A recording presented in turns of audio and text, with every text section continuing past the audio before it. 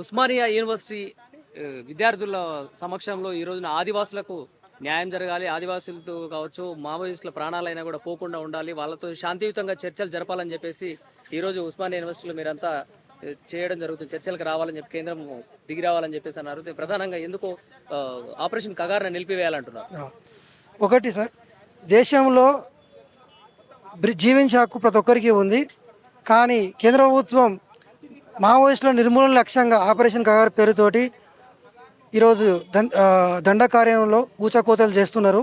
దీన్ని తక్షణం నిలిపివేయాలి. శాంతియుత చర్చలకు మావోయిస్టులు పిలుపునిచ్చినప్పటికీ పెడచెవన పెడుతూ కేంద్ర ప్రభుత్వం తన హింసను అలాగే కొనసాగిస్తోంది. దీనివల్ల తీవ్రమైన ప్రాణ నష్టం జరుగుతుంది. ఇది రెండు వైపులా, అటు పోలీసులు ఫోర్సే కానీ, ఇటు మావోయిస్టు నక్సలైట్లే కానీ, సామాన్య ఆదివాసీ ప్రజలు కానీ చనిపోతూ ఉన్నారు. తక్షణం ఆపరేషన్ కబార్ నిలిపివేసి చర్చించి వాళ్ళ సమస్యలు పరిష్కరించాల్సిందిగా మేము కేంద్ర ప్రభుత్వాన్ని విజ్ఞప్తి చేస్తూ ఉన్నాం. మావోయిస్టులు సీజ్ ఫైర్ చేస్తాము, మాకు శాంతియుతంగా చర్చలు జరుపుకునేటువంటి అవకాశం కల్పించండి అని చెప్పేసి కేంద్రానికి అనుకున్న గతంలో కూడా కేంద్రం ఎందుకు శాంతియుత చర్చలకు రావట్లేదు? కేంద్ర ప్రభుత్వం ఒకటే సార్, ఇప్పుడు కేంద్ర ప్రభుత్వంలో ఉంది మోడీ, అమిత్ షా, కార్పొరేట్ల యొక్క ప్రతినిధులు. వాళ్ళకి ప్రధాన శత్రువు ఎవరు దేశంలో? నక్సలైట్, మావోయిస్టులే. వాళ్ళని నిర్మూలిస్తే ఈ దేశంలో ఉన్న సహజ సంపద వనరులకు రక్షకులు ఎవరు? మావోయిస్టులు, నక్సలైట్లు. కాబట్టి వాళ్ళని నిర్మూలిస్తే దేశ సంపదని ఈ యథేచ్ఛగా కార్పొరేట్లకు అమ్ముకోవచ్చు అని ఒక ఆలోచన విధానంలో భాగంగానే ఈరోజు ఆపరేషన్ కగారు పేరుతోటి నక్సలైట్లను, మావోయిస్టులను నిర్మూలించే పథకాన్ని రచించి అంబుజుమడి కేంద్రంగా సిఆర్పిఎఫ్, సిఐఎస్ఎఫ్ బలగాలతోటి ఈరోజు మావోయిస్టులను ఏరివేసే కార్యక్రమాన్ని తీసుకున్నారు. ప్రత్యేకంగా ఆర్టికల్ 21 ప్రకారంగా ప్రతి జీవించే హక్కు ప్రతి ఒక్కరికి ఉంటుందని చెప్పేసి దీంట్లో మావోయిస్టులు ఉన్నారంటారా? తప్పకుండా సార్, మావోయిస్టులో కూడా జీవించే హక్కు ఉన్నది. కానీ వాళ్ళు ఎత్తుకున్న రాజకీయ ఎత్తుగడ, వాళ్ళ విధానాలు మీకు నచ్చకపోవచ్చు, కానీ వాళ్ళని కూడా జీవించే హక్కు ఉంది. వాళ్ళతో చర్చించండి. ఫస్ట్ వాళ్ళ రాజకీయ విధానాలు ఏంటి అని మాట్లాడండి. మాట్లాడితేనే తెలుస్తుంది, చర్చల ద్వారానే సాధ్యమవుతుంది. కానీ చంపుకుంటూ పోతే ఏది సాధ్యం కాదు. కాబట్టి తక్షణం వాళ్ళ చర్చలకు పిలిచి వాళ్ళతో చర్చించి వాళ్ళ యొక్క సమస్యలు ఏందని మాట్లాడితే కదా తెలిసేది. నిన్న జరిగినటువంటి సభలో కేసీఆర్ ఆపరేషన్ కగారులో వల్ల అభాగ్యులైనటువంటి ఆదివాసులు చనిపోతున్నారు, మావోయిస్టులు కూడా చనిపోతున్నారు, దానికోసం ఆ శాంతియుత చర్చలు జరగడం కోసం నేను లేఖ కూడా రాస్తానంటున్నారు కేసీఆర్. దాన్ని ఎలా చూడొచ్చు అంటారు? సరే, ఇప్పుడున్న పరిస్థితుల్లో కేసీఆర్ యొక్క ఏదైతే స్టేట్మెంట్ ఉందో దాన్ని మేము స్వాగతిస్తున్నాం. కానీ గతంలో కేసీఆర్ ప్రభుత్వంలో కూడా ఎన్కౌంటర్లు జరిగినాయి. ఇప్పుడు మేము గతంలో వదలుచుకోలేదు. ఏదేమైనప్పటికీ కేసీఆర్ గారు ఇలాంటి ముఖ్య సందర్భంలో నక్సలైట్లకు మద్దతు ఇవ్వడం అనేది మేము స్వాగతిస్తామని. ఈరోజు పీస్ కమిటీ చైర్మన్ అయినటువంటి జస్టిస్ చంద్రకుమార్ గారు కూడా వచ్చేసారు. వారు ఏమంటున్నారు? మీతో విద్యార్థులతో మాటా మంత్రి కార్యక్రమంలో పాల్గొని మీతో ఎలాంటి సంభాషణ జరిపించారు? ఒక్కటే సార్, పీస్ కమిటీ విద్యార్థులుగా, మేము ఉస్మానియా యూనివర్సిటీ విద్యార్థులుగా పీస్ కమిటీగా అందరితో కలిసి ఈ హింసను ఆపడమే మా యొక్క ప్రధాన లక్ష్యం. భవిష్యత్తులో కూడా ఈ మారణ హోమాన్ని మా శక్తి మేరకు మేము నియంత్రించేందుకు మేము మా నిరసన కామానికి తెలియజేస్తూనే ఉంటాం. రానున్న రోజుల్లో ఇది ఉధృతం చేస్తారా, లేకుంటే పీస్ ఆధ్వర్యంలో వివిధ పార్టీలతో కూడా మమేకమై వారితో కూడా ఈ శాంతియుత చర్చలు జరిపించాలి, ఏమైనా కార్యక్రమాలకు వ్యూహాన్ని ఏమైనా పనుతున్నారని చెప్పి జస్టిస్ చంద్రకుమార్ చెప్తున్నారా? ఒకటి, కేంద్ర ప్రభుత్వం ముంగట ఆల్రెడీ మేము మావోయిస్టులు ఆల్రెడీ వాళ్ళ యొక్క లెటర్ పంపించారు. పీస్ చర్చలకు మేము వస్తామని. కేంద్ర ప్రభుత్వ నిర్ణయాన్ని బట్టి మా తదుపరి కార్యాచరణ ఉంటుంది. జాతీయ వ్యాప్తంగా కూడా చర్చనీయాంశమైంది. దాంట్లో భాగంగా ఇప్పుడు మీరు ఉస్మానియా యూనివర్సిటీలో విద్యార్థులుగా ప్రెస్ మీట్ పెట్టారు. ఏం కోరుకుంటున్నారు అసలు? మేము ఏం కోరుకుంటున్నామంటే, వాళ్ళు ఈ ప్రజలే దోపిడీ, పీడన, హింస, అణచివేత, ఆత్మగౌరవం పేరు మీద ఇక్కడ ఉన్నటువంటి గతంలో ఉన్న ప్రభుత్వాలు చేయలేకపోవడం వల్ల ఒక రాజ్యాధికారం వైపు ఒక ప్రత్యేకమైన సిద్ధాంతంతో బయటకు వెళ్ళిన వాళ్ళు. కాబట్టి మీరు రాజ్యాంగం మీద ప్రమాణం చేసినటువంటి వాళ్ళు కాబట్టి రాజ్యాంగంలో ఉండేటువంటి, రాజ్యాంగం కింద ఉన్నటువంటి ప్రతి వాళ్ళు మీ పిల్లలే అనుకున్నప్పుడు వాళ్ళని కాల్చి చంపడము, ఆదివాసీలను చంపడము, నక్సలైట్లను చంపడము, గిరిజనులను చంపడము, ఇటువంటి దుర్మార్గ పనులు కేంద్ర ప్రభుత్వం చేయకూడదు. ఆపరేషన్ కగార్ అని పేరు పెట్టి మొత్తం ఏరివేస్తాం, అక్కడ మనుషులను వేరువేసి అక్కడ ఉండేటువంటి సహజ సంపద మొత్తం దోసుకొని కార్పొరేట్లకు దారదత్తం చేయడము అనేటువంటిది వాళ్ళ ఉద్దేశం అని తెలుస్తుంది. మేము ఇక్కడ ఉస్మానియా విద్యార్థులు మేమేమంటామంటే, వాళ్ళ ప్రజాస్వామిక జీవించే హక్కును కాపాడుకునేటువంటి ప్రయత్నం చేద్దాము. కేంద్ర ప్రభుత్వం ఒక్కసారి కళ్ళు తెరిచి వాళ్ళు శాంతి చర్చలు అంటున్నారు. మరి వాళ్ళు ప్రజల నుంచి ఏం సమస్య రిప్రజెంట్ చేస్తారో ఒకసారి వినాలి కదా. వినకుండా సమస్యలు లేవు, ఏం లేవు, మేము చంపేస్తాము, ఏడ ఉంటే వాడు దాచుకుంటామని ఈ దుర్మార్గపు మూర్ఖపు భావనతోటి మీ దగ్గర ఆయుధాలు ఉన్నాయని, ఆధిపత్యం ఉందని, మీ దగ్గర ప్రభుత్వం ఉందని ఇటువంటి విచక్షణ రహిత కాల్పులు జరిపి చంపేసే ప్రయత్నం చేస్తే ప్రజలు చీకొడతారు, ఉంచుతారు, అవమానం చేస్తారు, హేళన చేస్తారు. కాబట్టి కేంద్ర ప్రభుత్వానికి ఉస్మానియా విద్యార్థిగా మేము ప్రత్యేకంగా కోరుతా ఉన్నాం, ఆపరేషన్ కగార్ ఆపండి, లేకపోతే మీ ప్రభుత్వానికి నష్టం వాటిల్లే ప్రమాదం ఉంటుంది. కాబట్టి ఇక్కడ ఉస్మానియా గడ్డ నుంచి పోయి బిడ్డలుగా ఈ ఆపరేషన్ కగార్కు వ్యతిరేకంగా మా అభిప్రాయాన్ని ఎక్స్ప్రెస్ చేస్తూ ఇవాళ కేంద్ర ప్రభుత్వం తీసుకునేటువంటి ఇటువంటి దుర్మార్గపు ఆపరేషన్ కగార్ను వాపసు తీసుకునేటువంటి ప్రయత్నం చేయండి, ప్రజల హక్కులను కాపాడేటువంటి ప్రయత్నం చేయాలని ఈ సందర్భంగా మేము తెలియజేస్తా ఉన్నాం. కేసీఆర్ కూడా ఒక సభలో మాట్లాడుతూ కగార్ను నిలిపేయాలని చెప్పి మాట్లాడిండు. దాంట్లో ఎంతవరకు అంటే కేసీఆర్ కూడా ఏమైనా కార్యాచరణ తీసుకునే అవకాశం ఉందా? కేసీఆర్ను ఏమన్నాడు, ప్రజలను అడిగితే వాళ్ళ బీఆర్ఎస్ నాయకులను అడిగినప్పుడు మనం లెటర్ పెడదామంటే పెడదాము అని, అంటే ఒక రాష్ట్ర తొలి ముఖ్యమంత్రి, మాజీ తొలి ముఖ్యమంత్రి ఆ స్టేట్మెంట్ ఇచ్చిండంటే ప్రజల యొక్క ఆ నక్సలేట్లు కావచ్చు, అక్కడ ఉండే ప్రజల యొక్క మాన ప్రాణాలకు ఎంత భంగం కలుగుతుందో అనడానికి ఆయన నోటి వాక్యాలే సాక్ష్యం. కాబట్టి ఇవాళ ఆయన మాట్లాడిన ప్రతి మాట ఆలోచించదగ్గది. కాబట్టి కేంద్ర ప్రభుత్వం కూడా కేసీఆర్ గారు మాట్లాడిన మాటలు తీసుకొని ఆపరేషన్ కగార్ ఆపాలని మేము విజ్ఞప్తి చేస్తా ఉన్నాం. ఉదయ్ కుమార్, ఏఐఎస్ఎఫ్. ఇవాళ హింస అనేది లేకుండా శాంతియుతంగా చర్చల ద్వారా అటు కేంద్ర ప్రభుత్వం, రాష్ట్ర ప్రభుత్వాలు కానీ, ఇటు నక్సలైట్లు కానీ ఒక శాంతియుత వాతావరణంలో చర్చలు జరిపి అసలు సమస్యకు పరిష్కార మూలాలు వెతకాలని చెప్పేసి ఈ సందర్భంగా ఓయూ విద్యార్థులు ఒక పెద్ద బాధ్యతను తాము మీద వేసుకున్నారు. ఈ సందర్భంగా నేను వారిని అభినందిస్తున్నా. అయితే సమస్య పరిష్కారము కేవలము చర్చలతో, శాంతియుత వాతావరణంతో చర్చల ద్వారా పరిష్కారము అవుతుందని నేను అనుకోను. ఎందుకంటే ఇది రాజకీయ సమస్య. రాజకీయ సమస్యలు ఎప్పుడు రాజకీయంగానే పరిష్కారం అవుతాయి, అంతేగాని కేవలము శాంతి చర్చలతోనే సమస్య పరిష్కారం కాదు. ఎందుకంటే నక్సలైట్ల యొక్క సిద్ధాంతము రాజకీయ అధికారం చేపట్టడం, అది హింసాయుతమైన రాజకీయ అధికారాన్ని చేపట్టడం. దాంట్లో భూమి సమస్య ముడిపడి ఉంది, ఆదివాసీ సమస్య ముడిపడి ఉంది, కార్మిక వర్గ సమస్య ముడిపడి ఉంది, కర్షక వర్గ సమస్య ముడిపడి ఉంది, లింగ భేదాలు ముడిపడి ఉన్నాయి, మొత్తం పెట్టుబడిదారు వ్యవస్థ ముడిపడి ఉంది. ఇట్లా అనేక సమస్యలు దానితో ముడిపడి ఉన్నాయి. కాబట్టి ఇవి చర్చల ద్వారా కేవలము కేంద్ర ప్రభుత్వంతో చర్చించినంత మాత్రాన, రాష్ట్ర ప్రభుత్వంతో చర్చించినంత మాత్రాన ఈ సమస్యలు కేంద్ర ప్రభుత్వం, రాష్ట్ర ప్రభుత్వం పరిష్కరిస్తాయని చెప్పేసి నేను భావించడం లేదు. కాకపోతే ఒక సమస్య నేను నక్సలైట్లను ఈ సందర్భంగా ఒకటి విజ్ఞప్తి చేస్తూ ఉన్నాను. అటు నక్సలైట్ల పోరాటంలోనూ, ఇటు పోలీస్ పోరాటంలోనూ బలవుతుంది మా ఆదివాసీలు, మా దళితులు, మా బడుగు బలహీన వర్గాలు. 78 ఏళ్ళుగా 100 ఏళ్ళుగా ఇదే పరిస్థితి కొనసాగుతుంది దేశంలో. కానీ నేపాల్ ఒకవైపు ప్రజాస్వామ్య ఎన్నికలకు వచ్చేసింది. ఇదే నక్సలైట్ పందాలో ఉన్న నేపాల్ ఇవాళ ప్రచండ నేతృత్వంలో అక్కడ అధికారాన్ని కూడా చేపట్టింది. అంతేకాకుండా మళ్ళీ శ్రీలంకను తీసుకున్నా కూడా శ్రీలంకలో ఇదే నక్సలైట్ పందాలో ఉన్న మొత్తం వర్గాలన్నీ కూడా ఏకమై ప్రజాస్వామ్య ఎన్నికలకు వచ్చినాయి. అలాగే మొత్తం మీరు లాటిన్ అమెరికా తీసుకోండి, లాటిన్ అమెరికా దేశాలలో అన్నిట్లలో కూడా దాదాపుగా నక్సలైట్ పందాలో ఉన్న వాళ్ళంతా ఎన్నికల వైపు వచ్చారు.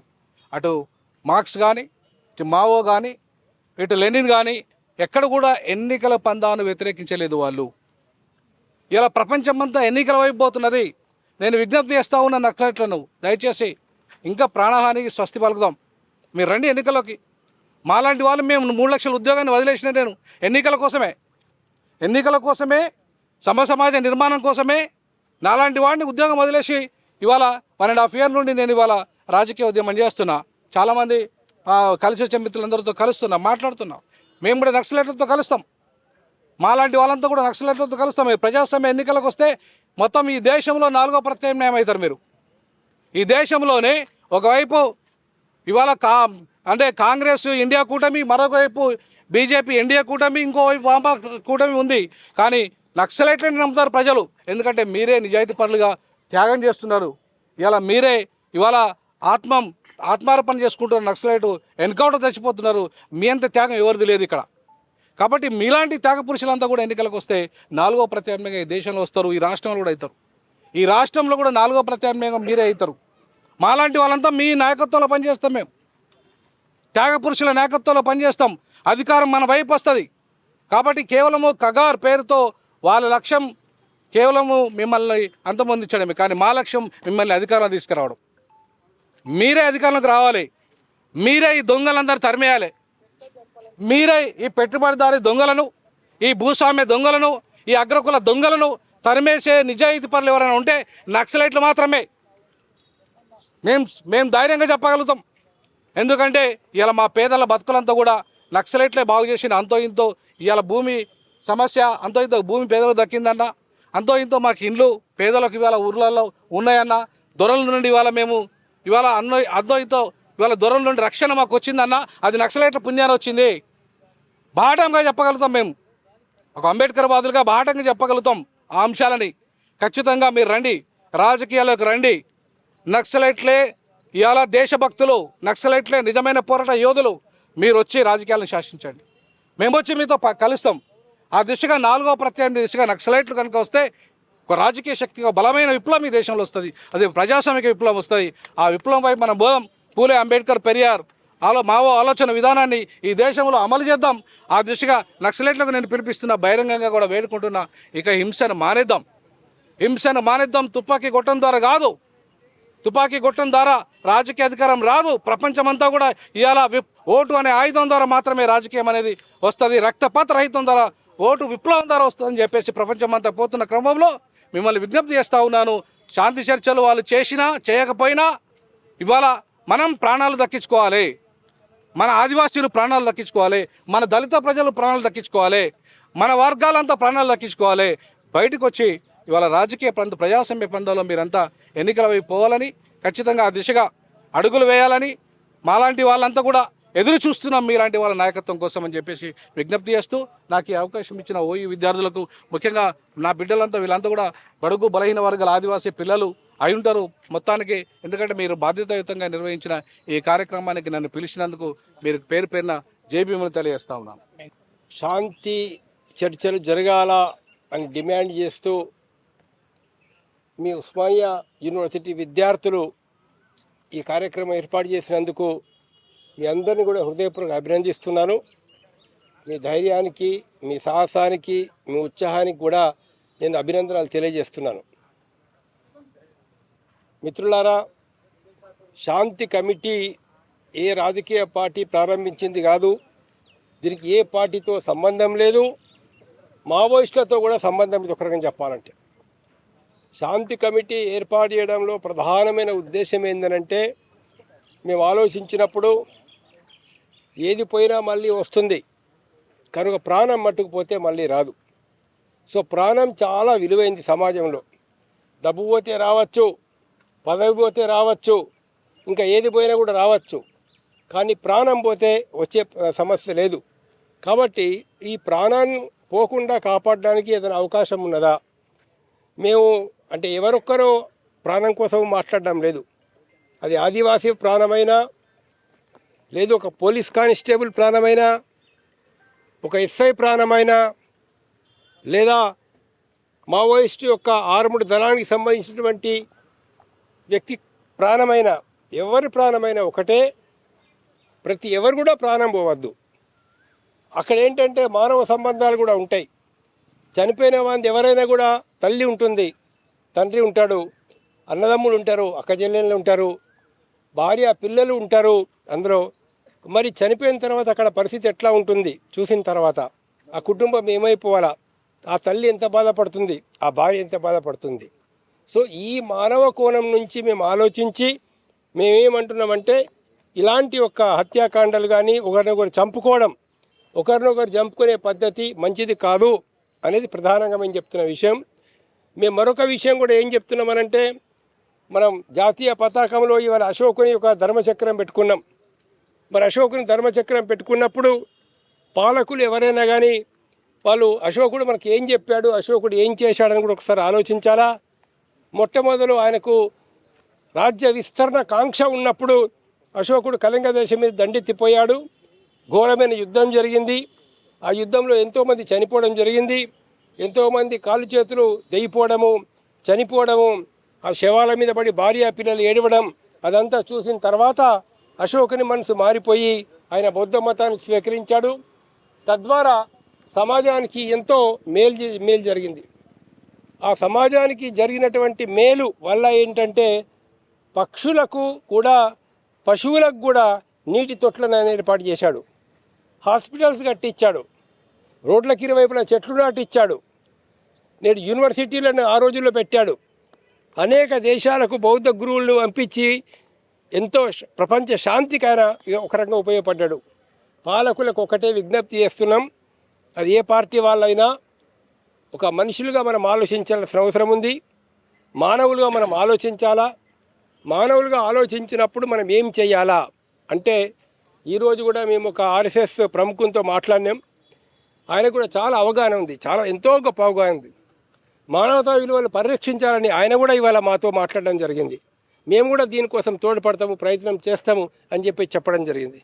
కాబట్టి ఆ పార్టీ ఈ పార్టీ అని కాదు, ఆ సంస్థ ఈ సంస్థ అని కాదు, మనసున్న ప్రతి ఒక్కరు, దానిలో ఆలోచన కలిగిన ప్రతి ఒక్కరు, హృదయం ఉన్న ప్రతి ఒక్కరు కూడా ఇలా స్పందించాల్సినటువంటి విషయం దానిలో. కాబట్టి మేము ఇటు బీజేపీ నాయకులతో కానీ అదేవిధంగా అవుతుందో మిగతా అన్ని పార్టీల నాయకులతో కూడా విజ్ఞప్తి చేస్తున్నాము, మీరు ఆలోచించి ఈ సమస్య పరిష్కారానికి మీరు తోడ్పడండి. తర్వాత మరొక ముఖ్యమైనటువంటి ఒక విషయం కూడా మనం ఏంటంటే, ఈ మారినటువంటి పరిస్థితుల్లో శాంతి అనేటటువంటిది చాలా అవసరం. అభివృద్ధి చేయడానికి కూడా శాంతి కావాలా. తర్వాత కొన్ని హక్కులు కూడా మనకు ఉన్నాయి, రాజ్యాంగం ఇచ్చినటువంటి హక్కులు. ఆర్టికల్ 21 అనేది ఒకటి ఉంది. ఆర్టికల్ 21 ప్రకారం ఏంటంటే ప్రతి ఒక్కరికి జీవించే హక్కున్నది. మరి ఒక దగ్గర సమావేశమైన వాళ్ళను చుట్టుముట్టి కాల్చడం అనేటటువంటిది ఆర్టికల్ 21ను వైలేట్ చేసిన కిందికి వస్తుంది. కాబట్టి రాజ్యాంగాన్ని రక్షించదలుచుకున్నటువంటి వాళ్ళు రాజ్యాంగం ప్రకారంగా ఉండాలని చెప్పేసి కూడా మేము కోరుతా ఉన్నాం. సరే, ఏది ఏమైనా అందరూ చర్చల కోసం వచ్చి ఈ చర్చల్ని విజయవంతం చేయడం చాలా మంచిది. ఇక్కడ రాజకీయ భేదాభిప్రాయాలు లేకుండా మేము ఏ పార్టీని విమర్శించడం లేదు, ఎవరి రాజకీయ విధానాలను విమర్శించడం లేదు, ఎవరి ఆర్థిక విధానాలను విమర్శించడం లేదు. అది మా పద్ధతి కూడా కాదు. ఈవెన్ బీజేపీ నాయకులతో కూడా మేము రిక్వెస్ట్ చేస్తున్నాం, ఒక మానవతా దృక్పథం. ఇప్పుడు ఇంకొక విషయం ఏంటంటే, వాళ్ళు మేము ఆర్మ్స్ వాడము అని చెప్పి చాలా క్లియర్గా చెప్పారు. మేము విత్డ్రా అవుతాము అంటే చర్చల కోసం అనువైన పరిస్థితి కల్పించినంత కాలం, చర్చల కోసం అనువైన పరిస్థితి కల్పిస్తే మేము మా తరఫు నుంచి సీజ్ ఫైర్ చేస్తాము అని వాళ్ళు ఓపెన్గా ప్రకటన చేసినారు. ఎప్పుడైతే వాళ్ళు సీజ్ ఫైర్ చేస్తున్నారో, ఆర్మ్స్ వాళ్ళు వాడడం లేదో, అలాంటి వాళ్ళ మీద మనం దాడి చేయడం ఎంతవరకు కరెక్ట్ అనేది ఆలోచించాలా. ఒక అవకాశం వచ్చింది వాళ్ళ భారతదేశంలో 50 ఏళ్ళ నుంచి ఉన్నటువంటి ఒక ఉద్యమంలో, 50 సంవత్సరాల నుంచి ఉన్నటువంటి ఉద్యమంలో ఒక అవకాశం వచ్చింది. ఏంటంటే చర్చలు జరగడానికి ఒక అవకాశం వచ్చింది. ఈ అవకాశాన్ని ప్రధానమంత్రి మోడీ గారు, అమిత్ షా గారు, మన రాష్ట్ర ముఖ్యమంత్రి వర్యులు, మిగతా వారు కూడా బాగా ఉపయోగించుకొని వాళ్ళని పిలిచి వాళ్ళతో మాట్లాడి వాళ్ళతో చర్చించి ఒక సామరస్య పూరితంగా ఒక సమస్యను పరిష్కారం చేసినట్లయితే ఆదివాసీలకు లాభం జరుగుతుంది, ముఖ్యంగా పేదవాళ్ళకు లాభం జరుగుతుంది, గిరిజనులకు లాభం జరుగుతుంది, దళితులకు, ఆదివాసీలకు, మిగతా పేదవాళ్ళందరికీ కూడా ఒక రకమైనటువంటి ఒక మంచి వాతావరణం కలిగే అవకాశం ఉంటుంది. ఒక ప్రజాస్వామ్య పద్ధతిలో డెమోక్రటిక్ వేలో ఒక ఉద్యమాలు రావడానికి కూడా అవకాశం ఉంటుంది. నిన్న మేము రేవంత్ రెడ్డి గారిని కలిసిన ముఖ్యమంత్రి గారిని, గౌరవనీయ ముఖ్యమంత్రి గారిని, ఆయన కూడా చాలా బాగా స్పందించినారు. ఇదేదో మేము రాజకీయ కోణం నుంచి చూడడం లేదు, ఈ సామాజిక కోణం దీని వెనకాల ఉంది. భూమి కోసం పోరాటం లోపల స్టార్ట్ అయినటువంటి ఉద్యమం ఇది అని చెప్పేసి ఆయన కూడా మాట్లాడినాడు. ఆయన ఒక అష్యూరెన్స్ ఒక రకంగా ఇవ్వడం జరిగింది రేవంత్ రెడ్డి గారు. తెలంగాణలో మేము మా పోలీస్ డిపార్ట్మెంట్కి చెప్పి ఎటువంటి మా నుంచి చర్యలు ఉండవు అని చాలా స్పష్టంగా చెప్పారు. వాళ్ళు అంటే ఎక్స్ట్రీమిస్టులు, నక్సలైట్లు, మావోయిస్టులు, వాళ్ళు ఎక్కడైనా ఇలాంటి ఒక చర్యలు చేయకుండా ఉండాలని మీరు కూడా చెప్పండి అని మాతో చెప్పారు. వాళ్ళు ఎలాంటి చర్యలు చేయనంత వరకు మేము ఎక్కడ కూడా పోలీస్ ఫోర్సును తెలంగాణ లోపల ఉపయోగించమని కూడా వాళ్ళు చెప్పడం జరిగిందండి. ఇవన్నీ ఒక సంతోషకరమైన వార్తలు, మంచిగా జరుగుతున్నది. కాబట్టి ఈ విధంగా మనం ముందుకు పోవాలని చెప్పేసి కోరుతా ఉన్నాం. మిత్రులారా, మావోయిస్టు పార్టీ కేంద్ర ప్రభుత్వ బలగాల మధ్యన యుద్ధం జరుగుతున్న విషయాలు, అక్కడ జరిగే ప్రాణ నష్టం మనందరికీ తెలిసిన విషయమే. ఈ యుద్ధాన్ని ఆపడానికి పూర్తిగా శాంతిని నెలకొల్పే ఉద్దేశంతో శాంతి చర్చల కమిటీ అనేది ఏర్పడిన విషయం కూడా మీకు అందరికీ తెలిసిన విషయం. ఆ తర్వాత మావోయిస్టు పార్టీ ప్రకటన, చేసింది, స్వాగతించింది. ఈ క్రమం లోపల తెలంగాణలో మాత్రమే కాకుండా కూడా దేశవ్యాప్తంగా కూడా ఒక శాంతి ఉద్యమం అనేది ఇది ప్రారంభమైంది. ఇది ఏ రాజకీయాలకు సంబంధం లేకుండా ఒక అతీతంగా శాంతిని నెలకొల్పాలి. అంటే ఏ ప్రాణులు కూడా చనిపోవద్దు, మావోయిస్టులు చనిపోకూడదు, ఆదివాసీ ప్రజలు చనిపోకూడదు, పోలీసులు చనిపోకూడదు. కాబట్టి శాంతిని నెలకొల్పాలని చెప్పి చేసే ప్రయత్నాలు ఏవైతున్నాయో అవి కొనసాగుతున్నాయి.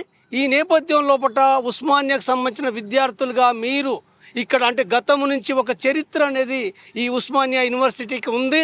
పోరాడిన చరిత్ర ఉంది. తెలంగాణ సాధన కోసం కూడా ఉస్మానియా కేంద్రం అనేది చాలా కీలకంగా పనిచేసింది, అనేక త్యాగాలు అర్పించింది. ఈ నేపథ్యంలో మీరు మొత్తంగానే ఏదైతే శాంతి కమిటీ ఏదైతే లక్ష్యం ఉందో అంటే చర్చలు జరగాలి, కాల్పుల విరమణ జరగాలనేదో ఈ పోరాటం ఇది మరింత పెంచాలి.